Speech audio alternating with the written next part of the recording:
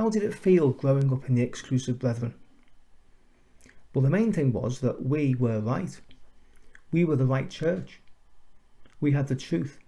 We had the right Bible translation and interpretation. And on top of it, we had the man of God, the universal leader. Everybody else was wrong apart from us.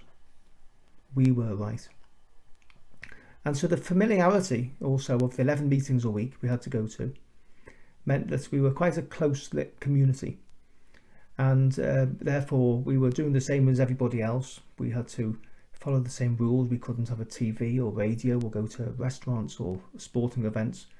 We had to move house when we were told to, and move jobs, and get rid of pets was a law that once came in and they had to go. It all felt normal because we were just conforming to what the man of God told us to do, no matter what he said. Outside the cult, it felt different. It felt awkward growing up at school because we didn't have a TV. Kids would be talking about television and I couldn't join in their conversations with them. And so I had to keep my distance and be tactful when it came to talking about things that I couldn't talk about the things they were talking about. Couldn't go on many school trips with them, couldn't do outside school activities. So it did feel a bit awkward growing up in there as a child. Then there was fear. I'll give you an example. When I was 7, I was on the bus with my mum. And all of a sudden, an old lady got on at the bus stop and started walking towards us on the bus. I was filled with absolute fear. My stomach was churning. Why? What was this old lady doing? Who was she? She was my great aunt, who I hadn't seen for 3.5 years because she left in 1970.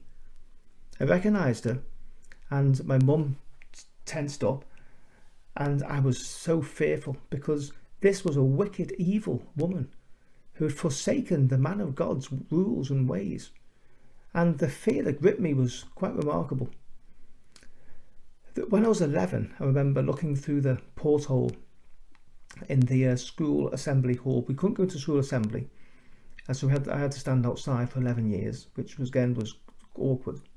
I remember looking through the window and I saw all the kids and the teachers, and I distinctly remember thinking, why me?